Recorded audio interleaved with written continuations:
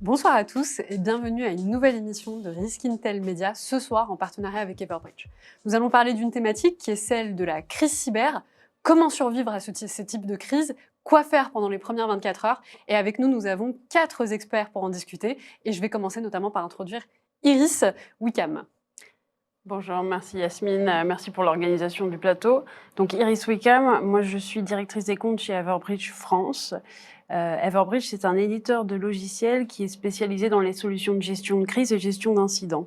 Dans le cadre de plus spécialisé de la crise cyber, on va proposer des solutions de communication critique, multimodale et des solutions de salle de crise virtuelle en SaaS et donc décorrélées DSI. Merci beaucoup. Omar Lababi. Bonsoir, Omar Lababi, manager au sein des équipes de P2VC, notamment au sein de l'équipe de réponse aux incidents. Donc, au sein de cette équipe, on met à disposition de nos clients différentes solutions d'expertise diversifiées pour pouvoir anticiper la menace et réagir en cas d'incident. Merci. Bonnie Sountan. Bonsoir, Bonnie, ravie d'être à cette table ce soir. Je suis RSSI du groupe Pathé pour les films et pour les cinémas. Pathé, c'est une société centenaire qui a produit des films cultes comme Bienvenue chez les Ch'tis, Astérix Mission Cléopâtre, et c'est aussi 120 cinémas en France, en Belgique, aux Pays-Bas, en Suisse et en Afrique. Merci. Et pardon. Et Emmanuel Garnier. Bonsoir à tous, à toutes et à tous. Donc, je suis Emmanuel Garnier, je suis RSSI du groupe Orano, donc, qui est un industriel jeune société qui a à peine 5 ans d'âge, mais qui est issu du groupe Areva. Et on est sur le cycle de l'uranium, de l'extraction des mines jusqu'à l'enrichissement et le recyclage. Voilà. Eh bien, écoutez, merci d'être avec nous ce soir. Je m'appelle Yasmine Douedi, je suis fondatrice du Média Risk Intel et je suis très heureuse de pouvoir modérer aujourd'hui ces échanges. Est-ce que vous êtes content d'être avec nous? Ah oui. Merci pour l'invitation. Pas du tout. C'est une belle thématique. Merci encore. C'est une belle thématique et on a beaucoup de personnes à distance qui justement sont très curieux de savoir ce qu'on va se dire. Je vais commencer par une question d'introduction. Finalement, lors d'une gestion de crise, quelles sont les bonnes pratiques? Qu'est-ce qu'on doit faire et surtout qu'est-ce qu'on doit éviter? Je vais commencer par vous, Bonnie. Eh bien, il y a un réflexe qu'on n'attend pas de tout, mais qui est bien là. C'est celui que j'appelle le lapin dans les phares. Quand une crise arrive, on est surpris. On s'y attend pas. On n'y croit pas. On n'y croit pas. On sait ce qui se passe, mais on n'y croit pas encore. On se dit que quelqu'un va appuyer sur l'interrupteur et que tout va repartir comme avant. Cet effet est renforcé par le fait que souvent, ça arrive un week-end, un jour férié, un pont pendant les vacances. Et du coup, il faut avoir des réflexes pour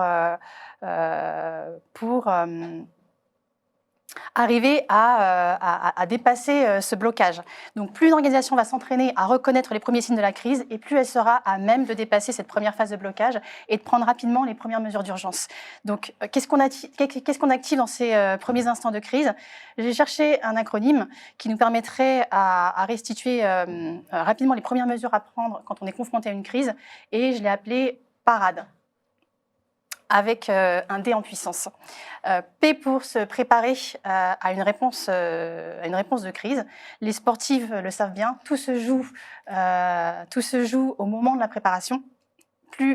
Pour une crise, c'est pareil. Plus les choses vont être anticipées, mieux on a de chances de s'en sortir avec moins de casse. A pour alerte. Alerte, c'est le moment où on reçoit la nouvelle. À ce moment-là, il va falloir évaluer rapidement la situation, évaluer aussi la gravité de la situation, l'étendue de la crise, pour pouvoir effectivement remonter l'alerte en cellule de crise au plus tôt. R pour réagir. Réagir, c'est limiter au plus vite la propagation pour contenir les effets de la crise tout en préservant les éléments de preuve. À ce moment-là, effectivement, il faut penser à couper le réseau, couper les systèmes, en prenant soin de garder une image pour les analyses forensiques qui vont suivre. Des outils existent, il faut encore les avoir prévus au préalable. Et je pense aussi qu'on peut mentionner qu'on peut couper un maximum de comptes administrateurs et mettre en sécurité les sauvegardes saines. A pour assurer le fonctionnement vital de l'entreprise. C'est à ce moment aussi qu'il va falloir penser à activer le plan de continuité, passer en mode dégradé. Dans les cinémas, c'est assurer que l'accueil des visiteurs puisse toujours se faire, même hors réseau de l'entreprise. Donc, il faut continuer à projeter des films, vendre des places de cinéma, des confiseries. Dès ensuite, c'est pour décider, piloter en temps de crise, avec une cellule de crise qui est en fait double, une cellule décisionnaire et une cellule opérationnelle qui travaillent de concert pour organiser l'effort de guerre, parce que la bataille va être longue. Deuxième D, ce sont les deux piliers de la réponse à incident, des premiers éléments de la réponse à incident en tout cas, c'est déclarer l'incident. C'est aussi une étape importante. Déclarer l'incident auprès de toutes les parties intéressées, donc les autorités, la CNIL, les partenaires, les clients, les fournisseurs, avec idéalement un kit de communication qui permet d'aligner tout le monde avec les mêmes éléments de langage. Et enfin le E, pour exécuter opérationnellement la stratégie de reconstruction et organiser la reprise dans des conditions de sécurité adéquates. C'est sans doute, à mon sens, l'étape la plus importante, la plus attendue, la plus longue aussi, et la plus éprouvante pour les équipes. Il faut tout reconstruire, reconstruire parfois des systèmes qui ont mis des mois à sortir, et avec la difficulté supplémentaire de pas rouvrir une nouvelle brèche. Les équipes, du coup, vont vivre un véritable marathon, mais à la vitesse du sprint, et toutes les ressources vont être mobilisées. Il y a un point qu'il ne faudra pas oublier, c'est qu'il y a de l'humain derrière, et il y a des limites dans une gestion de crise à surveiller, et du coup, attention à gérer l'épuisement dans les premiers jours, sinon, effectivement, on peut perdre des ressources sur la durée. Merci Bonnie. Alors, on a déjà des réactions à distance. Stéphane qui vous dit « Bravo Bonnie pour l'acronyme et simple à mémoriser ». Effectivement, c'est une manière aussi de pouvoir se rappeler les bonnes étapes. Omar, je vous voyais tout à l'heure acquiescer, donc je vais vous donner la parole. Je partage un certain nombre de points qui ont pu être cités, mais peut-être je vais commencer par rappeler qu'est-ce qu'une crise finalement. Une crise cyber, on entend souvent parler, mais finalement, lorsqu'on est en situation de crise, on fait face à un incident auquel on n'arrive pas à répondre avec nos processus habituels, les outils habituels qui sont mis à disposition de l'entreprise. Et un des pièges qu'on observe souvent au sein des organisations, c'est un manque de réactivité. Et comment ça se manifeste, c'est qu'elles n'arrivent pas à détecter suffisamment tôt qu'un incident de sécurité a le potentiel de devenir une crise. C'est-à-dire, elles vont identifier un certain nombre de signaux faibles, des alertes sur un serveur qui indique sa compromission, un compte privilégié qui est utilisé, mais ils n'arrivent pas à regrouper ces éléments pour en déduire une compromission plus large qui a un impact qui est plus considérable. Et donc, cette réactivité, elle permet de sauver des systèmes d'information et de mettre en place des mesures d'endiguement, etc. Alors, vous avez un peu titillé ma curiosité. À quel moment on sait qu'un incident est en réalité une crise à gérer ? C'est notamment c'est le caractère, c'est l'efficacité finalement des dispositifs de qualification qu'on va mettre en place, soit au niveau des premières lignes de détection, genre le SOC ou le CSIRT. Donc là, et avec de l'expérience également, on arrive à identifier et mieux qualifier des incidents qui ont ce caractère ou ce potentiel pour devenir une crise. Merci.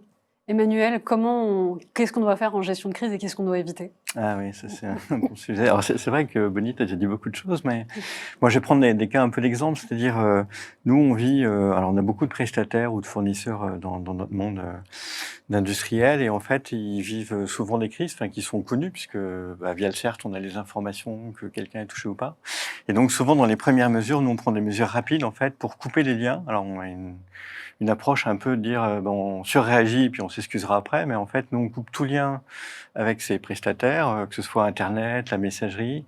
Parfois, si on a des prestataires de ces entreprises dans notre entreprise qui ont des PC à nous pour travailler, on bloque en plus d'autres choses sur les PC pour être sûr que si jamais il y avait des échanges de documents ou autre, et après on commence à regarder ce qui a pu se passer.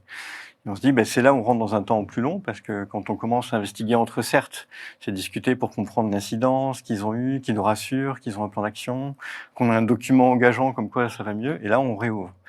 Et parfois, du coup, ça peut aussi un peu impacter notre business, mais ça, je pense qu'on en parlera plus tard, parce que le fait de bloquer, on l'a eu avec Bouygues Construction, pour pas les citer, c'est quand même un incident connu. Nous, on a beaucoup de chantiers avec eux, donc les gens, ils étaient obligés de retourner avec le papier sur les chantiers pour faire signer ou échanger des documents, parce qu'il n'y avait plus d'échanges par Internet. D'accord. Peut-être on complémente ces mesures finalement d'isolation qui vont viser soit à isoler des sites ou s'isoler vis-à-vis d'Internet. Il y a d'autres actions qui sont prioritaires à mettre en place très rapidement. Et souvent on n'y pense pas, c'est la préservation des données. C'est intéressant de s'assurer qu'on va isoler les sauvegardes, qu'on va s'assurer qu'on ait une bonne rétention des journaux pour qu'elles ne s'écrasent pas. Et ça permet in fine après de pouvoir mener des investigations dans de bonnes conditions pour pouvoir avoir une plus longue période d'analyse sur les journaux. Parfait. Alors, c'est vrai que quand on parle de gestion de crise cyber particulièrement, il y a une question qui nous vient à l'esprit, c'est quelle est la différence entre une gestion de crise cyber et une gestion de crise classique physique? Iris? C'est une bonne question. On travaille dans le milieu de la gestion de crise, donc on a affaire un peu à toutes sortes de crises. Je dirais que c'est plutôt dans la prévisibilité de la crise. Maintenant, avec l'augmentation des attaques cyber dans les dernières années, on a le fameux adage c'est pas si, c'est quand. On a des grandes chances d'avoir une attaque cyber à un moment donné, donc on peut s'y préparer. Donc il y a tout cet aspect préparation qui va être moindre dans d'autres types de crises, peut-être physiques ou en tout cas non cyber. Il y a aussi tout l'aspect réponse qui va être assez codifié. Dans d'autres types de crises, il va y avoir beaucoup d'imprévisibilité. Selon la situation, on va avoir des différentes façons de répondre. Sur une crise cyber, et notamment du ransomware, c'est un peu toujours... Alors ça dépend, mais c'est un peu toujours la même façon de répondre. C'est un peu toujours les mêmes codes. On va toujours couper les SI, on va toujours activer la cellule de crise, on va contacter la CNIL. C'est un peu toujours les mêmes process qui sont en place. Et d'ailleurs, nous, on le voit sur nos clients qui déploient nos solutions. Et ça, c'est à travers tous les secteurs d'activité. Ils utilisent tout le temps ou très souvent des templates, des modèles de messages qui sont très similaires, des tâches à assigner qui sont les mêmes d'une entreprise ou d'un secteur à un autre. Donc on a vraiment cet aspect, je dirais, codifié et plus ou moins prévisible de la crise cyber. Merci. Il y a peut-être d'autres éléments qui sont propres à la crise cyber. Je dirais, c'est la capacité finalement d'être très impactante, dans le sens où c'est peut-être une des seules typologies de crise qui a la capacité de bloquer toutes les opérations d'un client. Donc, on a eu à gérer des crises où toutes les opérations mondiales de tous les sites ont été bloquées. Et ce qui en fait une caractéristique propre, si on prend par exemple le conflit en Ukraine, donc, qui était en soi une crise qui bloquait de manière très régionale les sites des clients, ou d'autres crises telles que le Covid, etc. Donc c'est cette capacité à bloquer. Peut-être je pense à un deuxième aspect, c'est finalement la capacité à une crise, genre finalement lorsqu'on répond à une crise cyber, on répond à une menace, et cette menace elle est en constante évolution, c'est-à-dire on peut répondre à une menace, et en face de nous on a des attaquants qui vont changer leur mode opératoire, ils vont changer leur technique, et du coup d'un point de vue défenseur, on doit s'adapter à ces différentes évolutions qui peuvent avoir lieu en plein milieu d'une réponse. Et peut-être le troisième aspect, ça va être qu'on est face à un incident ou une crise qui peut être totalement confidentielle. Si je prends par exemple un cas d'espionnage notamment, on peut traiter une crise dans un contexte d'espionnage où seules les personnes qui sont impliquées dans la réponse vont avoir cette information, parce que ça ne nécessite pas beaucoup d'implication de personnes, contrairement à des crises qui impliquent des ransomware, et surtout parce que vis-à-vis de l'attaquant, lorsqu'on investigue, lorsqu'on répond, on essaie de conserver un niveau de discrétion qui est élevé, et donc qui ne laisse pas d'indication à l'attaquant qu'on est présent ou qu'on est en train de préparer une stratégie de reconstruction. Donc c'est aussi quelques spécificités qui sont propres à cette typologie de crise cyber, je dirais. Alors, merci effectivement pour cet ajout d'information, parce que ce que j'allais vous dire avec ce qu'explique Iris, c'est que quelque part, si c'est un processus qui est similaire, est-ce que ça ne facilite pas les choses par rapport à la crise physique ? Mais au vu des informations, Omar, que vous avez rajoutées, non, puisqu'en fait, c'est très changeant, et donc, c'est pas si simple que ça. Et ce qu'il faut dire aussi, c'est qu'une crise... Pardon, vas-y. C'est qu'une crise cyber, elle peut avoir des impacts en dehors de l'écosystème ou de la sphère cyber. C'est-à-dire, des fois, on a eu à accompagner des clients qui étaient en plein audit CAC, et du coup, ils ont eu des enjeux d'assurer qu'il n'y a pas eu, par exemple, des données financières qui ont pu être altérées au vu de l'attaque. Et donc là, ça rajoute des contraintes, des pressions, des échéances qui font qu'il y a une crise dans la crise. Donc la crise cyber peut être l'origine ou la source d'autres crises. Après, moi, je me dis, c'est vrai qu'une crise cyber, c'est une crise néanmoins. Enfin, comme on peut avoir des crises, on peut avoir en plus des mix. On peut avoir une crise, on peut imaginer un attentat, une certaine forme de crise avec du cyber par-dessus, mais c'est plutôt les spécificités. Enfin, moi, de mon point de vue, il y a plutôt le côté spécificité cyber qui fait que déjà le temps est plus long. On ne sait pas depuis quand c'est là, et quand ça se déclenche, on le voit. comme tu l'as dit, ça peut aussi toucher, en fait, c'est pas qu'un seul endroit, ça peut toucher tout d'un coup toute l'entreprise sur plusieurs, en plus, endroits du globe. Donc, il y a ce côté qui peut être un peu compliqué. Il y a le fait de se dire, est-ce qu'on est sûr d'avoir fait l'état des lieux? Enfin, moi, je me dis, s'il y a un incendie dans une usine, on voit concrètement où est l'incendie, on comprend ce qui s'est passé, ou un camion qui se renverse. Une crise cyber, on voit les premiers symptômes, mais on ne sait pas si il y a que ça, il y a d'autres choses. Enfin, donc, c'est difficulté de maîtrise du périmètre. Et moi, je vois dans les exercices de crise qu'on fait en global avec des morceaux de scénario cyber, en fait, le directeur de crise, souvent, c'est compliqué le côté non palpable. Enfin, le numérique, c'est autant une usine, il a des plans, on peut facilement expliquer ce qui se passe. Autant le cyber, on discute, c'est tout de suite des jargons compliqués. Enfin, un directeur de crise, c'est plus difficile de comprendre ça. Je parlais du coup plutôt de ce côté spécificité, en fait. Alors pour ma prochaine question, moi, je me demandais lorsque je construisais les questions de cette table ronde, est-ce qu'aujourd'hui, la méthodologie de la gestion de crise est similaire pour une entreprise qui est en B2B ou une entreprise qui est en B2C? Est-ce qu'on a la même méthode? Bonnie? On a définitivement les mêmes problèmes en B2C qu'en B2C, avec peut-être une notion de temporalité, d'effet volume qui est différente dans le B2C et qui peut apporter une pression supplémentaire.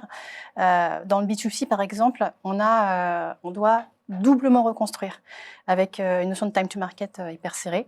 On doit reconstruire en même temps ces systèmes vitaux, donc les annuaires, les systèmes financiers, les systèmes RH, la production, la bureautique, mais il y a aussi tous les systèmes d'exploitation qui sont physiquement dans les points de vente et répartis géographiquement, qui peuvent être touchés. Donc, il y a tout un impact supply chain dans le B2C qu'on n'a pas nécessairement, qu'on a supply chain en tout cas dans les points de vente qu'on a en B2B, mais uniquement sur les parties production. Un autre défi aussi que le B2C relève, c'est la gestion des données personnelles de ses clients. Dans le B2B, ce sont des données qui sont professionnelles, qui sont confiées. Dans le B2C, vos clients vont vous confier leurs données les plus personnelles. Leur nom, le nom de leurs enfants, leur date d'anniversaire, leurs préférences d'achat, leur adresse personnelle, les données bancaires leurs données bancaires pour le paiement des services. Parfois, si c'est un abonnement, pièce d'identité et RIB. Donc, l'organisation a une véritable responsabilité vis-à-vis de ces données, dont la violation peut impacter directement la vie d'un individu.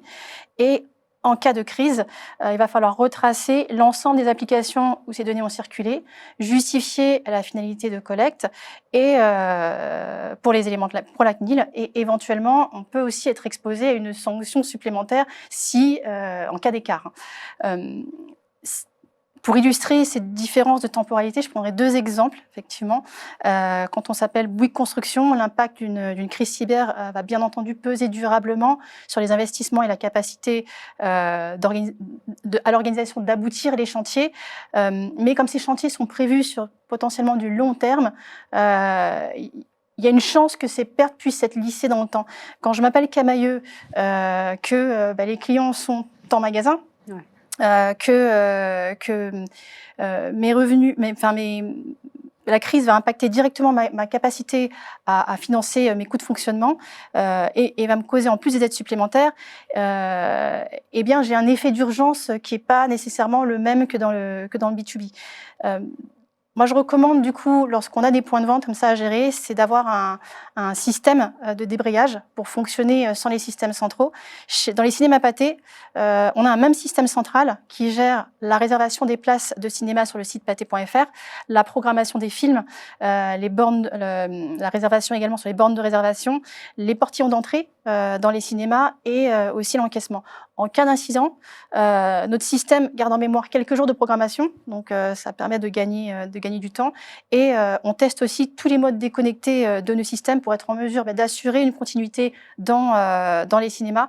Et du coup, on a par exemple des rouleaux de billets de cinéma, donc ce sont des papiers roses avec des numéros CNC qui font partie du kit offline qu'on distribue à nos agents dans les cinémas. Les systèmes de paiement sont également débrayables. Ça ne veut pas dire qu'ils sont débranchés d'Internet. Ça veut dire qu'ils sont effectivement débrayés de nos réseaux internes et ils sont bien entendu protégés par des systèmes tiers.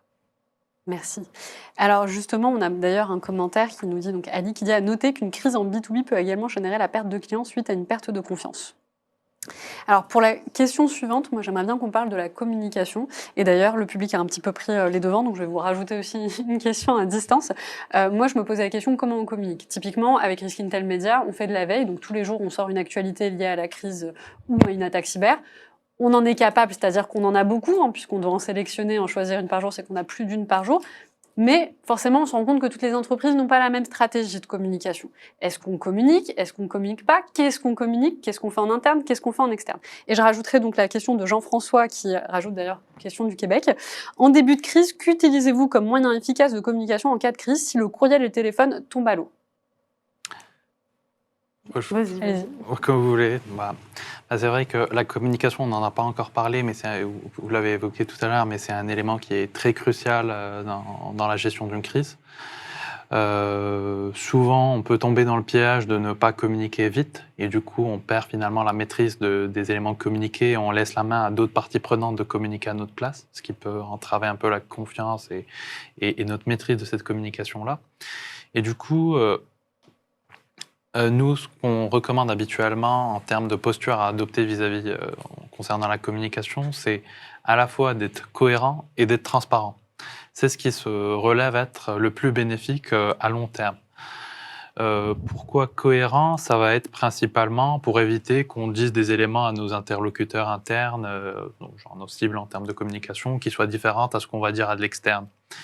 Donc ça peut générer un peu une sorte de défaut, un peu de défaut de communication, et que ça génère un peu des risques. Et puis je dirais le deuxième aspect dont je parlais, c'était la transparence.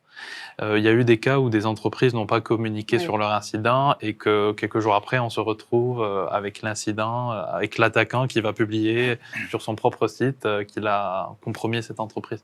Et là, ça met en défaut l'entreprise, et c'est difficile de venir convaincre, notamment un des acteurs qui est clé, c'est les organisations ou les entreprises avec lesquelles on est interfacé, où on a des interconnexions de réseau.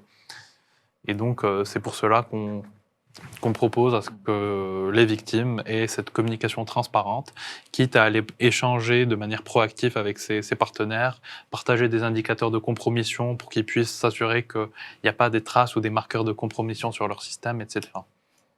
Iris, vous vouliez intervenir? Oui, Omar a parlé du contenu des communications, mais pour répondre à la question comment on fait pour communiquer quand on n'a pas les SI, ça c'est une très grosse problématique auquel on a à faire face en ce moment.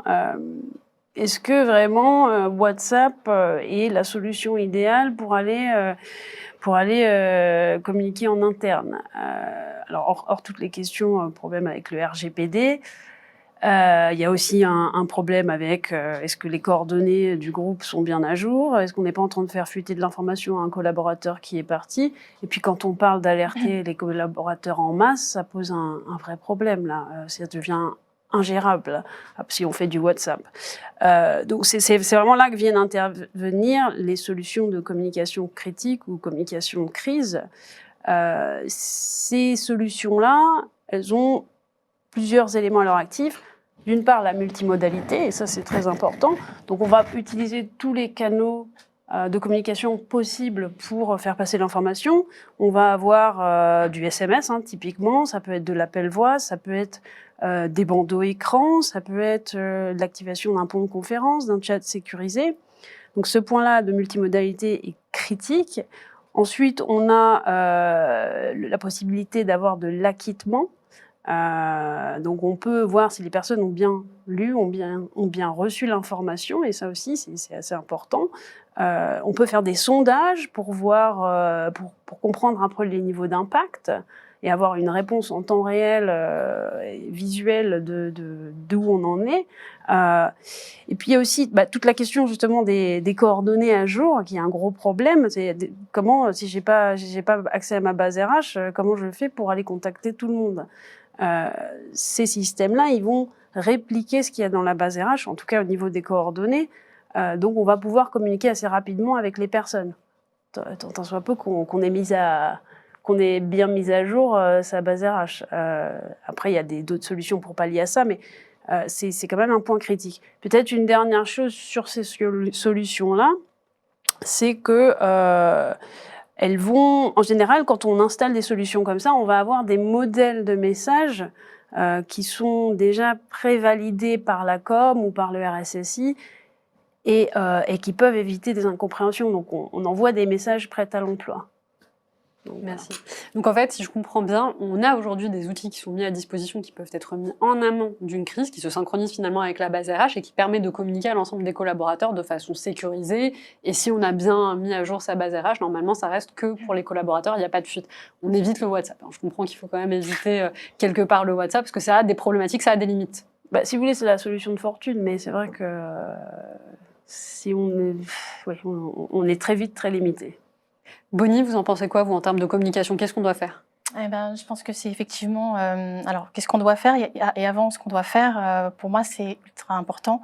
Pourquoi? Parce que, à mon sens, une crise se gagne sur 2 fronts. Il y avait la parade, donc il faut parer l'attaque au démarrage, et tout le volet de communication qui a un effet, un impact long terme, peut-être beaucoup plus fort. Effectivement, il y a le duo transparence et être bien aligné.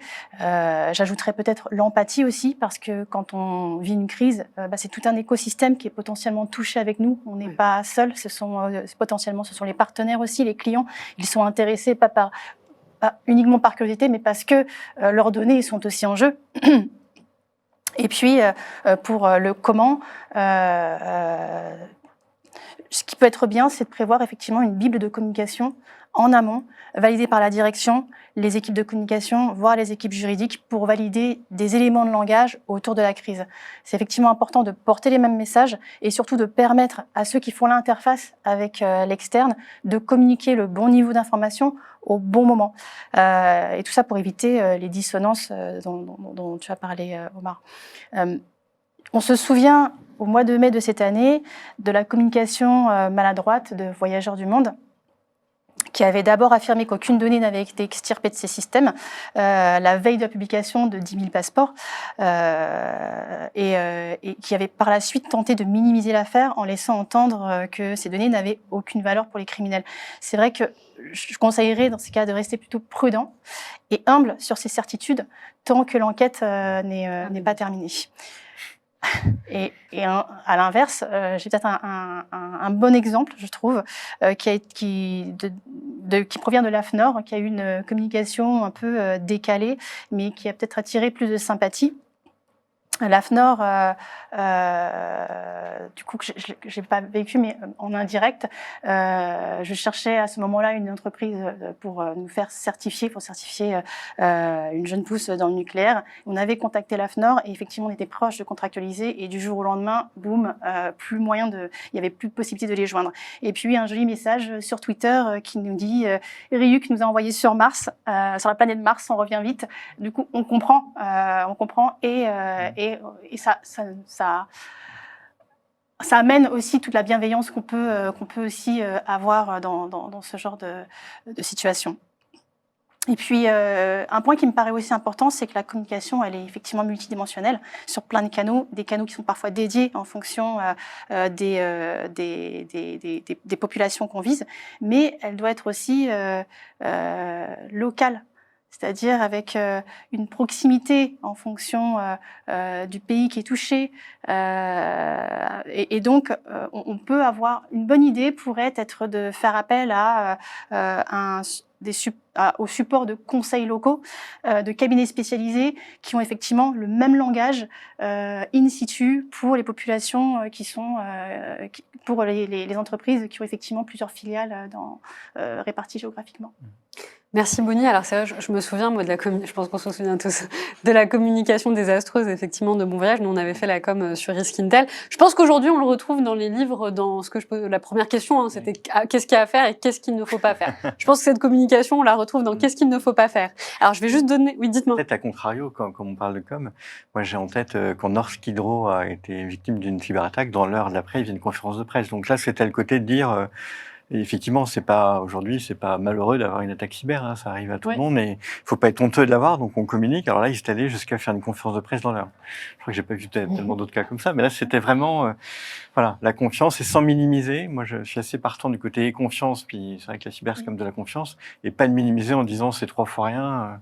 Faut mieux attendre de voir avant de trop en dire ou de pas trop en dire d'ailleurs. Et effectivement, l'enjeu long terme, c'est pouvoir préserver la confiance de ses partenaires et de ses clients à travers une communication effectivement transparente, juste et non dissonante. Et puis je pense qu'on a tous aujourd'hui intégré le fait qu'une cyberattaque, ça arrivera, que le risque zéro n'existait pas, qu'on peut s'en rapprocher, mettre en place justement des exercices de gestion de crise, on en parlera un petit peu, des méthodologies, mais que ça arrivera un peu à tout le monde et donc il faut justement s'y préparer pour pouvoir réagir efficacement.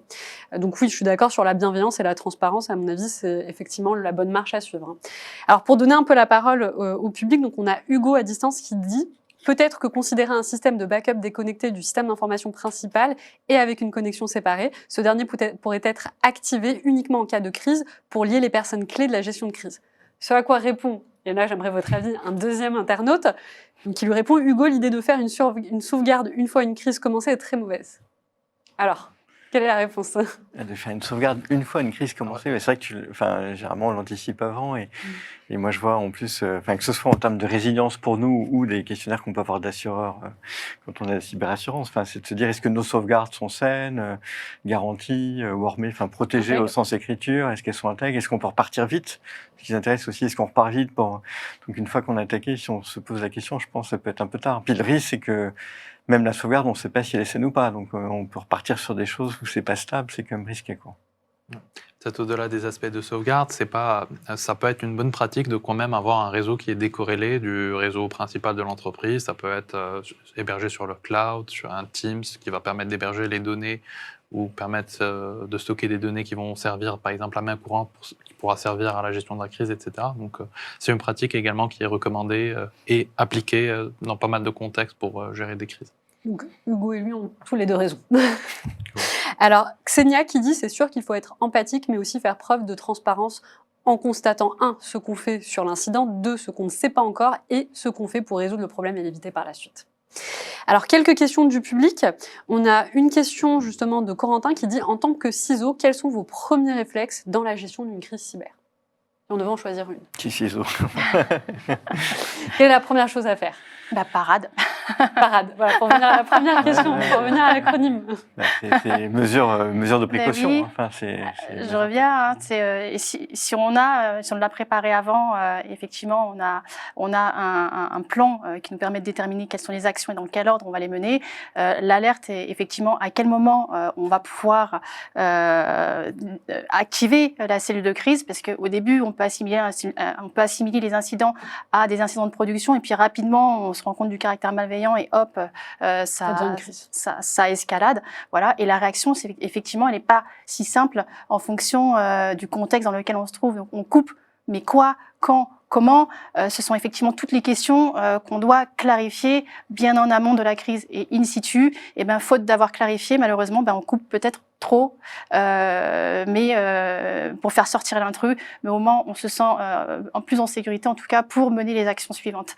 Voilà. Ensuite, c'est le dé en puissance pour décision déclarée et puis le plan de reprise qu'on exécute.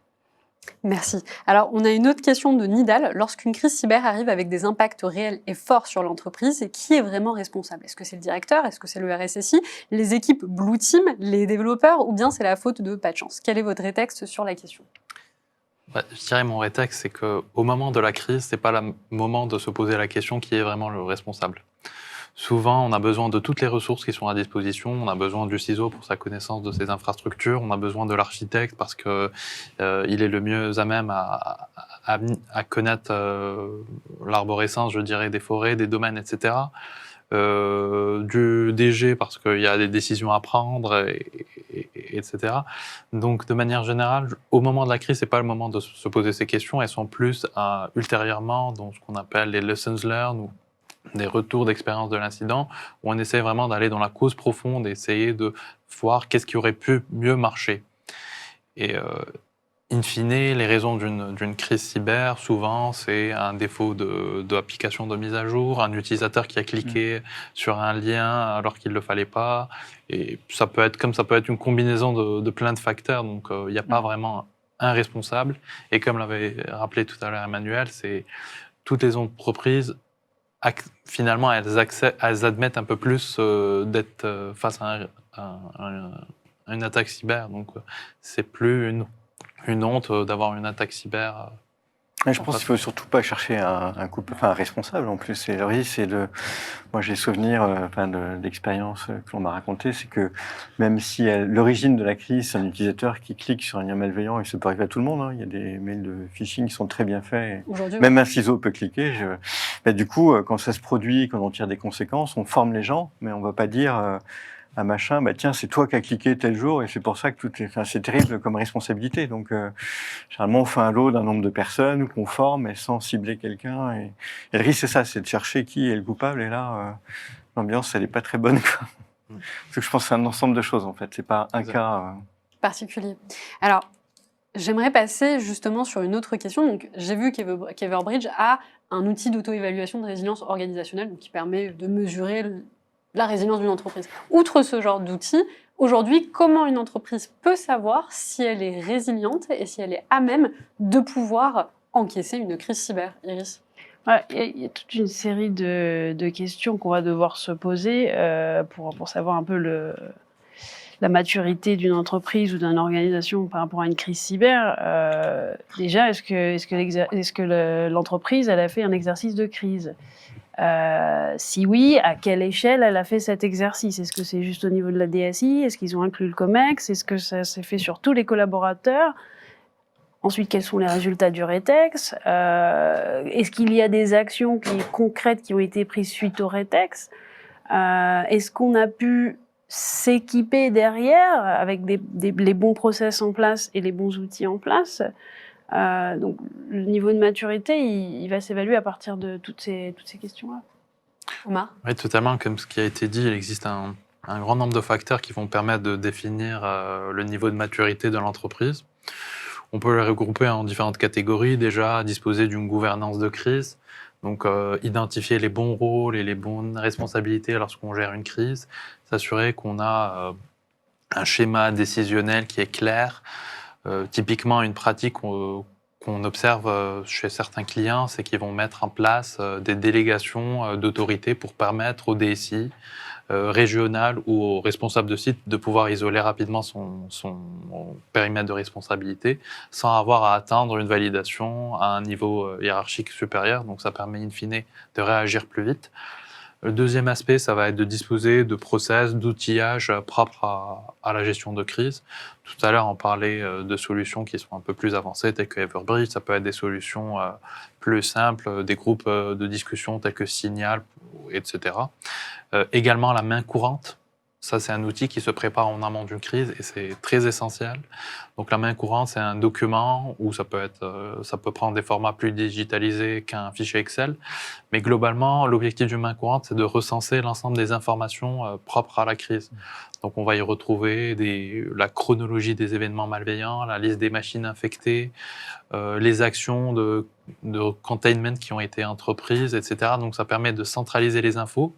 Et dans le jargon, c'est ce qu'on appelle de single source of truth ou l'unique source de vérité. Et ça permet in fine à tous ceux qui sont impliqués d'aller vérifier leur progression. Puis le troisième aspect, ça va être disposer de capacités de détection et de réaction. Donc ça peut prendre avoir des capacités de monitorer l'exposition externe, avoir des outils de protection, EDR, antivirus, etc. Centraliser les journaux.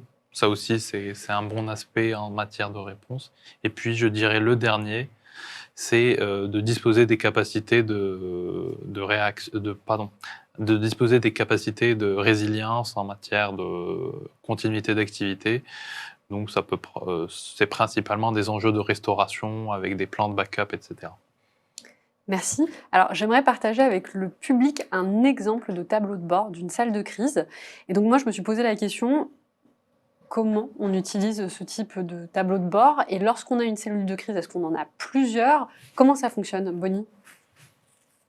Est-ce qu'il y a plusieurs cellules de crise en même temps? Oui, pardon. Il y a plusieurs, effectivement, cellules de crise qui œuvrent de concert.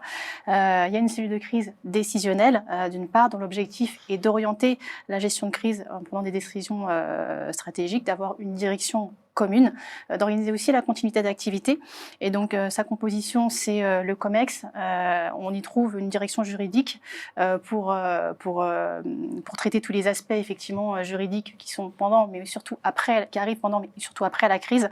On y retrouve les directions métiers impactées, éventuellement la conformité pour les sujets d'assurance et bien entendu le DSI et la RSSI. Et puis, en parallèle, on a une cellule de crise opérationnelle qui permet, elle, de piloter les opérations de reprise. Donc, elle va organiser la reconstruction, la reprise des activités avec les experts SI, donc les experts infra, réseau, système, applicatif et les experts de sécurité. Merci. Emmanuel? Donc, dans la question, est-ce qu'il y a plusieurs cellules de crise ou pas? Voilà. Enfin, chez nous, c'est le cas, hein, et là, quelles que soient les crises, hein, parce qu'on s'exerçait quand même à faire des crises régulièrement, enfin, sur différents types d'événements et pas que cyber. Donc, on a une cellule de crise décisionnelle, hein, avec, comme tu as dit, on a un directeur de crise qui est plutôt un membre de COMEX. Et on retrouve autour de lui un certain nombre de personnes. Il y a des cellules un peu à côté entre la communication, des gens de l'assurance, la continuité, de l'IT dans le cyber, et puis il y a des gens opérationnels, enfin, comme des gens qui instruisent le sujet, qui peuvent apporter des éléments là plutôt opérationnels, et parfois on peut avoir plusieurs niveaux opérationnels, puisque selon le nombre de sites aussi, on peut imaginer ça. Donc c'est un peu tout ce petit monde qui s'orchestre. Et le partage avec des outils, hein, je pensais à la main courante qui est un très bon truc, c'est de penser aussi à faire des points de situation. Enfin, nous on s'oblige dans les exercices à faire des points de situation régulièrement.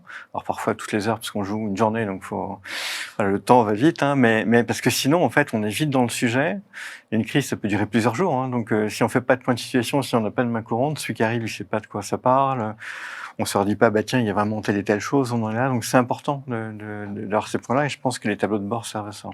Peut-être je voulais rajouter quelque chose sur le tableau de bord, justement, mais pour rebondir sur, Yasmine, ce que tu disais au début sur les bonnes pratiques de la crise. Un tableau de bord comme ça, qui est multi-tableau selon les différentes cellules, c'est en gros une super main courante. Une des bonnes pratiques et une des premières choses à faire pour ne pas avoir à se faire harceler toutes les 5 minutes pour savoir vous en êtes où, qu'est-ce que vous faites, c'est de partager un lien vers ces tableaux de bord qui se mettent à jour automatiquement pour justement pouvoir se concentrer un peu plus sur la résolution de la crise et ne pas avoir à être dans le réactif en permanence. Ça, c'est un vrai point, c'est que souvent, lorsqu'on gère une crise ou on répond à un incident, il y a un besoin constant d'informations très détaillées, avec des points de situation qui sont très proches et qui vont finalement bloquer, pas vraiment de bloquer, mais risquent d'entraver finalement la progression dans la réponse. Et un des enjeux majeurs, c'est aussi de protéger notre force de réponse technique, notamment, qui, elle, est souvent soumise à des sollicitations très diverses de mise à jour et d'informations. Merci. Alors, ma prochaine question, en fait, se rapproche d'une question d'un internaute, donc on va le prendre. C'est Jonathan qui demande combien de temps en moyenne pour régler une attaque à partir de la détection jusqu'à la remédiation totale, car souvent, le client est impatient. C'est vrai qu'une crise cyber, elle met combien de temps? C'est quoi la timeline? On parle souvent des 3-3-3 là, c'est ça, c'est 3 heures pour détecter, 3 jours pour faire le tour du sujet, et puis 3 semaines ou 3 mois pour s'en remettre. Après, quand je reprends le cas des exemples d'attaques par supply chain de fournisseurs que l'on bloque, on a tout vu. Enfin, on a vu dans la journée rouvrir, parce que c'était une fausse crise, enfin, il n'y a pas vraiment de sujet. Puis il y a des fois, ça dure 6 mois, ou ça peut être très long. Enfin, tant qu'on n'a pas des éléments de preuve rassurants, ou tout n'est pas reconstruit, nous, on ouvre pas des liens, donc on imagine que la situation n'est pas là. Je pense souvent, enfin, il faut bien déjà 2 bonnes semaines pour s'en remettre, et puis 3 mois pour commencer à reprendre l'air. Enfin, ça dépend de l'ampleur de la crise, quoi. Mais c'est un temps long. Enfin, le problème, c'est le temps long, quoi. Je t'ai coupé. Mais... Non, du tout. J'allais dire la même chose. Effectivement, les constats de l'Institut Montaigne, c'est effectivement 3 jours de sidération, 3 semaines de reconstruction, 3 mois de récupération à peu près. Et c'est aussi ce que j'ai pu observer. Et je dirais peut-être c'est aussi très dépendant du niveau de préparation des victimes, finalement. une victime qui est préparée, qui a fait des exercices, au-delà des exercices de gestion de crise qu'on en a parlé, il y a des clients qui se préparent à reconstruire un AD en anticipation d'un potentiel incident, qui se préparent à collecter des preuves en masse sur leur système. Donc, ce sont des pratiques qui permettent, in fine, de réduire considérablement ce temps de gestion de crise et de réponse à l'incident. Et justement, je veux rebondir sur cet aspect de préparation.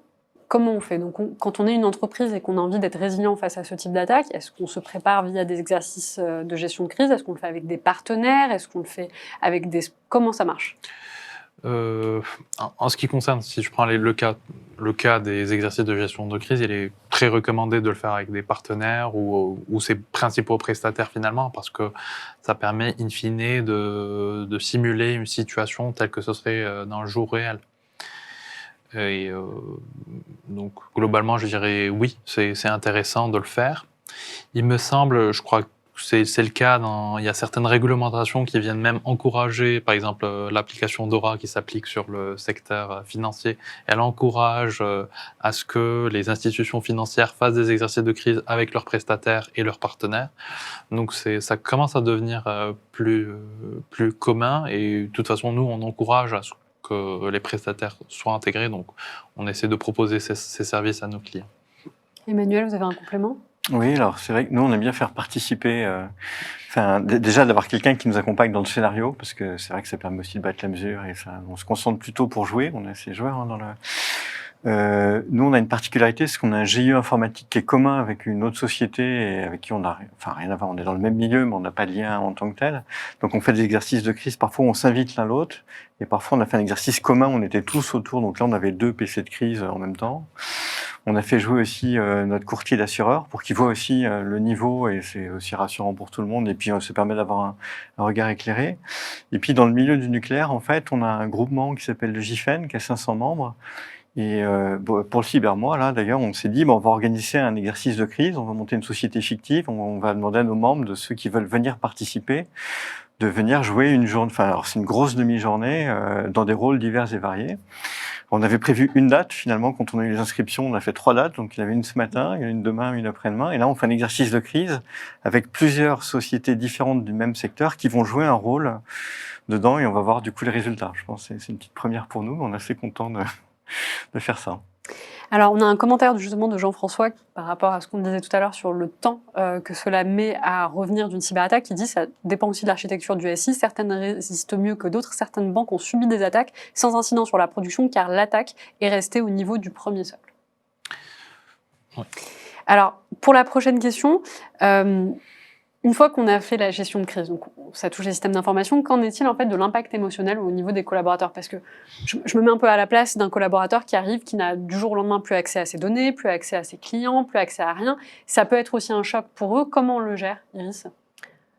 Eh ben, hors sensibilisation et culture d'entreprise autour de la cyber, la première chose à faire, ça va être de communiquer souvent et de communiquer clairement. Donc, de faire venir aussi de faire intervenir la com interne, de faire intervenir les RH. On peut activer une espèce de numéro vert. On peut activer une cellule psychologique si besoin. On va surtout envoyer des mises à jour régulières aux collaborateurs pour rassurer un peu, pour gérer un peu ce choc, pour contrôler l'anxiété. On peut aussi faire des sondages pour voir s'il y a eu, quel est l'impact et vers qui on doit intervenir d'abord.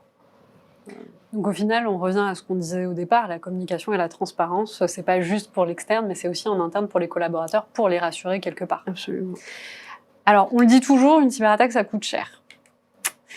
Mais j'aimerais bien qu'on en discute un petit peu. Donc, on a une étude donc State of Ransomware Retail de Sophos en 2023 qui nous parle en fait des coûts de récupération des données. Donc, on a les coûts, tous secteurs confondus, et les coûts dans le retail.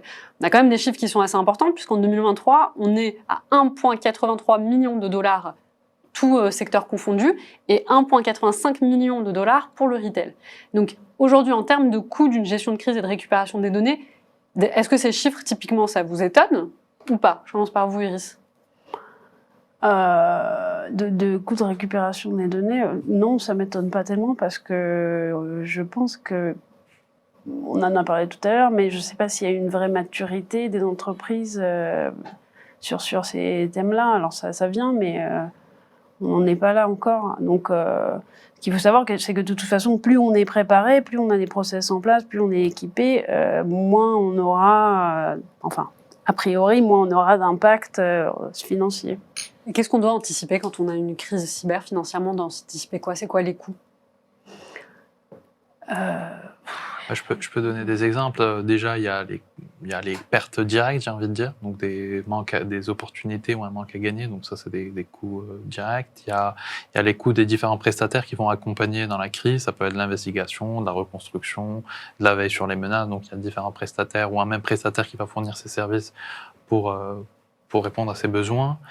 Et puis, il y a également un impact fort sur la réputation. Peut-être c'est pas mesuré directement dans ces éléments-là, mais je me souviens un cas d'un client qui m'avait communiqué que l'année où leur concurrent a subi un incident, ils ont récupéré à peu près 30% du marché. Donc, et justement, c'était dans le secteur du retail.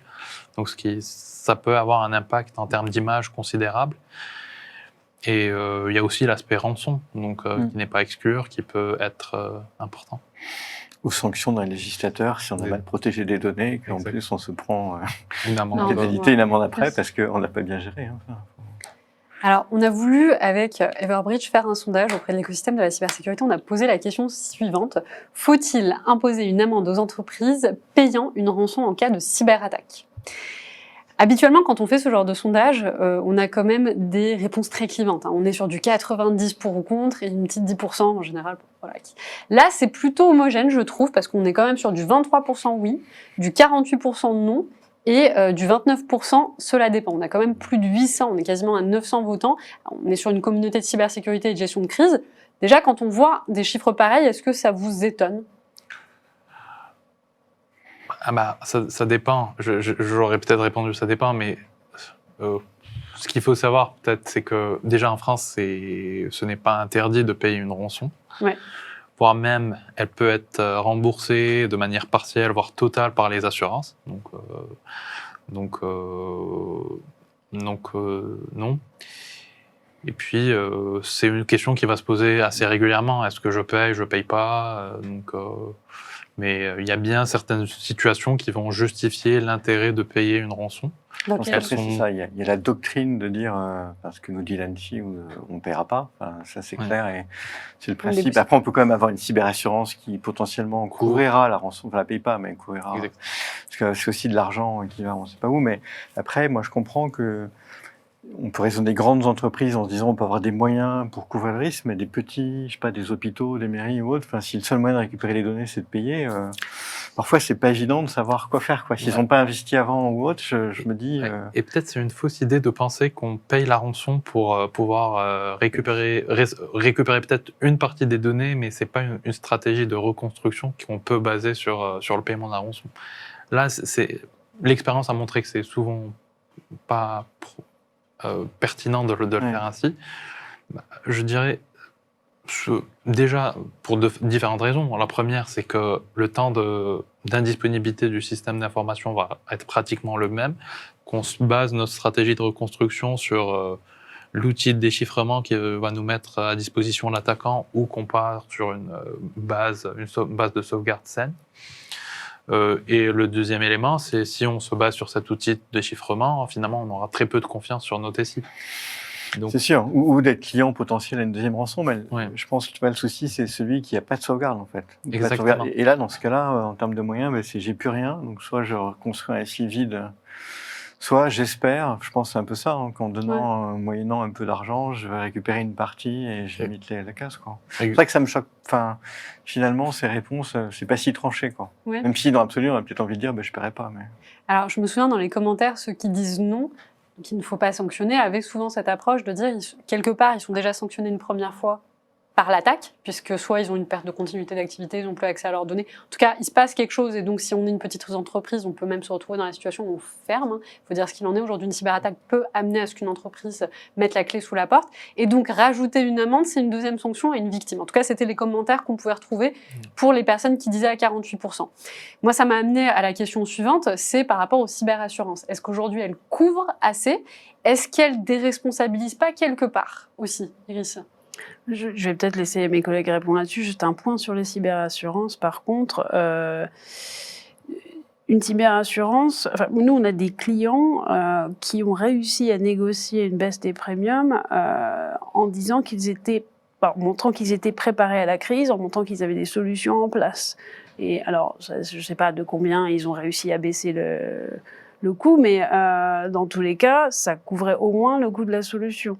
Donc, le fait d'être préparé déjà, ça permet d'avoir une couverture finalement moins chère. Oui, voilà, oui. Ouais, je vais peut-être reconduire à déresponsabiliser. En tout cas, la tendance qui se dégage, c'est que c'est difficile actuellement pour les entreprises de se faire assurer en matière de cybersécurité. Ah ouais. C'est quasiment un enjeu pour les entreprises, notamment dans certains secteurs où ils ont une obligation vis-à-vis de leurs actionnaires, de leurs investisseurs, d'être assurés. Il y a des entreprises qui ont du mal à conserver leur police d'assurance pour les années à venir. Et donc, on les accompagne pour être les assurables d'un point de vue cyber. Et donc, est-ce qu'elles déresponsabilisent? Je dirais clairement pas, parce qu'elles essayent, finalement, elles attendent beaucoup d'exigences vis-à-vis des entreprises, avec des demandes d'engagement en matière de protection, de détection, etc., avec des questionnaires qui sont relativement détaillés par moment, voire même des contrôles qui peuvent se faire ou des audits qui peuvent être demandés. Donc, je dirais plutôt, elles remettent le niveau de maturité au niveau où il devrait être, et non l'inverse en matière de... Donc finalement, la cyberassurance, c'est comme les antibiotiques, c'est pas automatique. C'est pas si accessible que ça. Je dirais que non. D'accord. Globalement, non. Alors, pour redonner un peu la parole aux internautes qui sont à distance et donc qui étaient en train de commenter ce qu'on se disait, donc Stéphane qui parle justement de payer une rançon, qui dit « Payer une rançon, soit verser de l'argent sans contrôle traçabilité, exemple donc Bitcoin, à une organisation de type mafieuse peut relever du blanchiment d'argent et d'une contribution financière à une association de malfaiteurs. » Donc effectivement...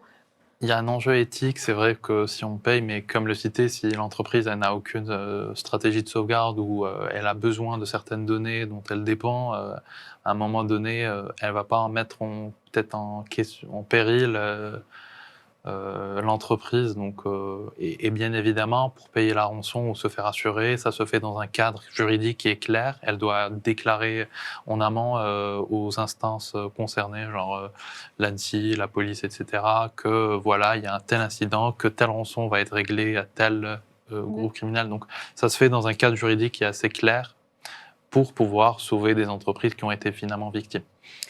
On a un autre internaute qui dit « Beaucoup de sociétés ayant payé sont souvent réattaquées dans les 6 mois. La cyberassurance est surtout pour compenser l'indisponibilité des activés. » Donc finalement, c'est ce que Oui, c'est ce côté, si on ouvre la porte. quelque part, c'est risque. Mais c'est intéressant parce que justement, je ne me souviens plus de la société, mais il y a une semaine de cela, on a sorti sur une même semaine des cyberattaques d'entreprises pour lesquelles c'était la 2e, voire la 3e fois. Il y avait même une entreprise, donc il faut que je revoie le nom, qui a été attaquée la semaine dernière. C'est une fois par an. Ils ont été faits en 2020, 2021, 2022 et... on attend donc 2024. Et donc, on se posait la question, dans les commentaires des internautes, qui se demandaient est-ce qu'ils n'ont pas un listing de clients tous les ans, on réattaque, ils ont payé, donc c'est des bons clients, on revient peut-être. Au-delà de payer, l'enjeu, c'est vraiment de sécuriser le système de manière convenable, parce que, in fine, des tentatives de compromission, que ce soit du même groupe d'attaquants ou un autre, il y aura toujours ces attaquants-là. Et il faut dire, en dehors de certaines attaques d'espionnage, la majorité des groupes de rançongiciels, ils sont très opportunistes. Donc, s'ils trouvent une brèche, ils vont essayer de l'exploiter jusqu'au bout pour essayer d'en tirer un maximum de rançons. Donc, le message je pense, à porter, c'est vraiment suite à un incident, il faut faire un effort de reconstruction des systèmes et de manière à élever le niveau de maturité, sensibiliser les employés sur les risques cyber, etc. Donc c'est ce qui fait... Opportunité, malheureusement. Enfin, je pense que ceux qui ont vécu des cyberattaques, ils ont tout de suite des budgets ou des projets qui traînaient un peu, qui se débloquent. Et parfois, le cyberassureur peut être aussi utilisé comme opportunité en disant, du coup, si je monte tel et tel projet qui va coûter tant, mais vis-à-vis de la prime de cyberassurance, si je peux la faire diminuer, ça peut être intéressant de défendre mon projet par rapport à ça. D'accord. J'ai pas réussi dans la vraie vie. Et donc, qu'est-ce qu'on fait pour choisir justement son prestataire en termes de gestion de crise? Est-ce qu'on prend un prestataire externe ou est-ce que ce sont des choses qui se gardent en interne, Omar? Je dirais que c'est extrêmement rare de trouver des situations où la crise va être totalement gérée en interne.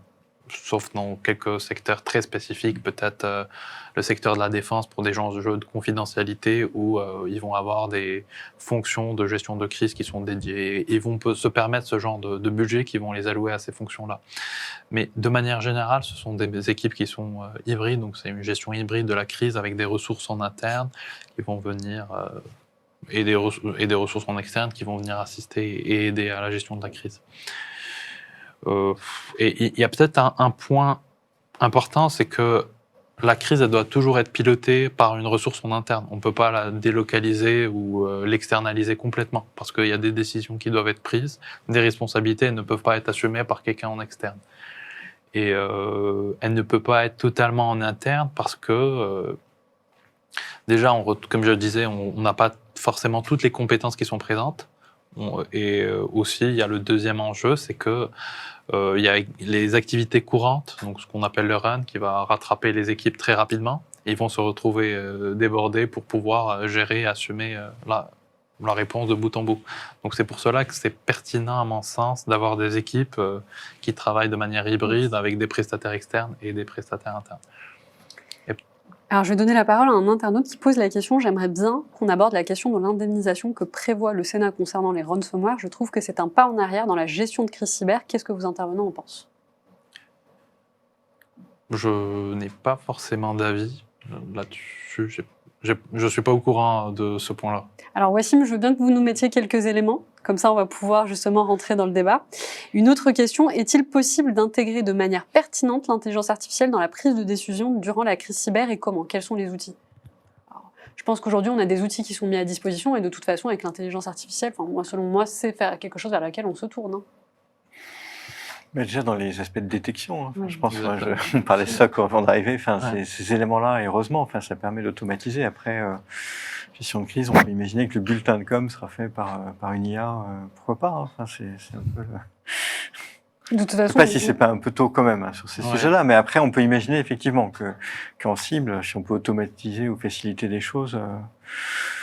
Alors moi j'imagine, on est quand même dans le grande possibilité avec l'IA, ce serait par exemple un outil qui se nourrit peut-être de ce qui s'est passé ultérieurement, qui va avoir donc des réactions automatisées par rapport à des crises qui se sont faites en amont. On peut imaginer des situations pareilles. Je sais pas. C'est une idée, mais je pense qu'aujourd'hui, avec les IA, on a quand même une pléthore de possibilités qui vont s'offrir. Et dans le cadre d'une gestion de crise, on peut peut-être alimenter une IA d'information et de crise précédente. Les rétextes qu'on a aujourd'hui, je pense, peuvent être utilisés, puisqu'on les utilise pour nous, on les utilise pour les équipes, c'est-à-dire on leur donne des retours d'expérience pour pouvoir s'améliorer. On peut imaginer quelque chose de similaire, mais avec un outil dans lequel on intégrerait les retours d'expérience des crises précédentes. Oui, je réserve de vouloir bien les partager, mais après, ça peut... Bon. Exactement. Ou peut-être dans des outils, là, je pense il y a des IA qui accompagnent, on le voit sur des visioconférences ou autres, on peut mettre des petits IA qui aident à faire des choses synthétiques, appeler des notes, je ne sais pas si dans les outils, ou ça peut être dans une roadmap, Everbridge ou d'autres outils, je veux pas, de se dire, ça peut aussi aider à faciliter, quand on fait le point de situation, on aurait tout de suite la synthèse de ce qui s'est passé, et ça, c'est une super aide, quoi. Exactement, je pense que ça peut avoir une plus-value dans tout ce qui est documentation des travaux qui sont faits par les différents acteurs de la réponse, ceux qui font l'investigation, ceux qui doivent faire la communication, mais de là à ce que ça ait une autonomie pour des décisions, je pense ou de prioriser des actions. Généralement, chaque crise est assez spécifique et a des enjeux différents, donc peut-être que j'aurai tort dans quelques années quand je vais sur ces propos, mais non. Non, pour le moment, je pense qu'on n'est pas assez avancé pour pouvoir laisser la main à une IA pour gérer ce genre de crise. De toute façon, en termes d'IA, je pense qu'aujourd'hui, tout le monde prend ses paris. On a deux écoles complètement différentes et l'avenir nous dira justement ce qui va se produire.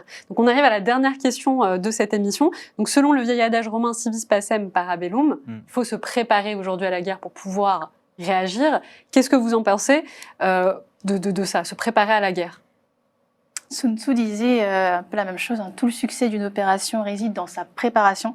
C'est vrai dans beaucoup de domaines de la vie, épreuves sportives, concours, réception, création d'entreprise, projet et même en cuisine.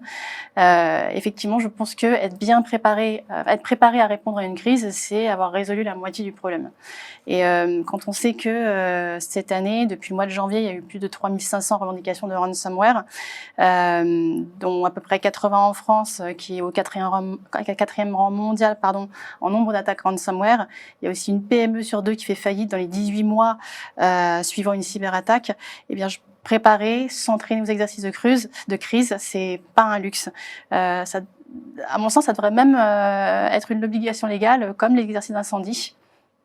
Alors justement, c'est une question de quelqu'un, j'allais la poser. Quelles sont les exigences sur la mise en place d'exercices de gestion de crise? Faut-il en faire un ou plusieurs par an? Faut-il que ce soit une obligation? D'obligation, pour le moment, il n'y en a pas. En dehors de certains secteurs très spécifiques, les OIV ou les OSE, où là, c'est plutôt réglementé. Mais déjà, il faut dire que l'ANSSI, elle met à disposition un certain nombre d'outils. Je vois la photo. Ça, vous avez sur les écrans de la documentation. Exactement. Donc, elle met à disposition un certain nombre d'outils qui permettent soit d'évaluer sa maturité de crise avec un outil qui vient de sortir il y a quelques mois, je pense, soit des recommandations, des guidelines sur des postures à adopter en matière de communication, de gestion de crise ou de reconstruction des systèmes. Donc, je pense que globalement, comme le disait aussi, la clé, c'est vraiment la préparation, l'anticipation de la menace et de s'assurer d'être bien outillé et d'être bien entouré de bons prestataires également. Ça peut être un game changer. Pour rebondir un peu sur ce que tu dis, et puis pour parler de la préparation, alors pour moi, oui, il faut être préparé, c'est sûr. Maintenant, il y a 2 écoles dans la préparation aux gestions de crise. Une qui va bien avoir un scénario donné pour chaque type de crise, pour la crise cyber en particulier. Une autre qui va être plutôt sur une préparation de la méthodologie de la réponse. Et ça, nous, on a certains clients qui ont adopté un peu cette philosophie. Et eux, ils vont faire en sorte d'être préparés au niveau de... on a une cellule de crise, on a une équipe d'astreinte, mais au niveau de la réponse qu'on va apporter, on va vouloir s'adapter en fonction de la situation et on risque d'être un peu coincé si tout est déjà pré-rédigé. D'ailleurs, est-ce qu'on va vraiment consulter ces documents et ces PCA? Donc, avoir les bonnes équipes, les bons process en place, les bons outils pour les communiquer et collaborer, c'est ce qui est le plus essentiel. Merci. Alors justement, Wassim est revenu avec plus d'indications et je comprends mieux Wassim le commentaire. Selon l'article 4 du projet de loi adopté par le Sénat, donc il conditionne désormais la possibilité d'être indemnisé par son assureur au début d'une pré-plainte dans les 24 heures suivant l'attaque et avant tout paiement de la rançon. Donc si je comprends bien, si on dépose plainte 24 heures suivant l'attaque, on est assuré finalement d'être indemnisé de la rançon. Et là, je comprends un peu le message de Wassim qui demande est-ce que ce n'est pas un retour en arrière, puisque est-ce que cela ne va pas, j'imagine, faciliter le paiement de la rançon, là où avant on pouvait se poser peut-être plus de questions? Globalement, probablement, je n'ai pas forcément d'avis là-dessus, d'un point de vue éthique, je dirais, mais d'un point de vue IT, on le citait, il y a des fois des obligations qui poussent, elles sont très peu, c'est pas une monnaie courante dans le milieu de payer une rançon. Ça n'empêche pas finalement d'engager la discussion avec l'attaquant, je rebondis sur totalement autre chose, donc des fois on peut essayer d'engager la discussion avec l'attaquant pour en savoir plus sur son niveau de compromission et faire bénéficier les équipes de reconstruction, etc. Mais c'est rare les cas où le fait de payer est envisagé. Et des fois, clairement, c'est une obligation. Les entreprises, elles se retrouvent confrontées à... Même si elles étaient bien préparées, il se trouve que des fois, les backups sont supprimés ou elles ont été connectées au réseau à un moment, au mauvais moment et que ça génère, et ça fait que l'entreprise ne peut plus rebondir. Alors, je vais prendre une dernière question avant de mettre fin à cette émission. Une question de Tony qui demande est-ce qu'un plan de continuité d'activité est important pour mieux faire la réponse aux incidents? Ben ça, je pense, un peu comme on a nos exercices de crise réguliers pour s'entraîner des fiches, préparer un plan de continuité, c'est important, parce que rien que pour décider de se dire c'est quel bout d'entreprise je redémarre en premier, sur telle partie de métier, qu'est-ce que je prends pas, si on l'a pas préparé, c'est compliqué aussi de se dire comment je donne du relief. Si c'est en période de cotation de bourse juste avant de publier des comptes, ben c'est peut-être la finance qu'il faut sortir en premier avant de monter un magasin dans le retail. Enfin, et tout ça, ça se prépare, et donc je pense qu'un PCA, c'est utile. Ouais. Et en plus, si on est un peu dans un état de choc, on a quelque chose sur lequel se reposer, des guidelines à suivre. Eh bien, écoutez, c'est la fin de cette émission. Je vous remercie de vous être prêtés au jeu de nos questions-réponses. Alors, c'est pas un sujet facile. Je pense que c'est un sujet, comme on le disait, dont on a besoin de discuter, de faire des retours d'expérience au public pour pouvoir avancer. Il faut de la transparence. Il faut du partage aussi de retours d'expérience. Donc, merci encore. Merci également au public qui nous regarde à distance. Vous avez énormément échangé. Malheureusement, on n'a pas pu prendre toutes les questions. Donc, ce soir, c'était une émission qui était en partenariat avec Everbridge, qui d'ailleurs vous a mis à disposition un livre blanc, toujours sur la gestion de crise. Donc, pour ceux qui ont répondu oui, nous vous l'enverrons. Ceux qui ne l'ont pas fait, n'hésitez pas à nous le demander. Je vous souhaite une excellente soirée et à la prochaine émission. Au revoir. Merci. Merci. Merci.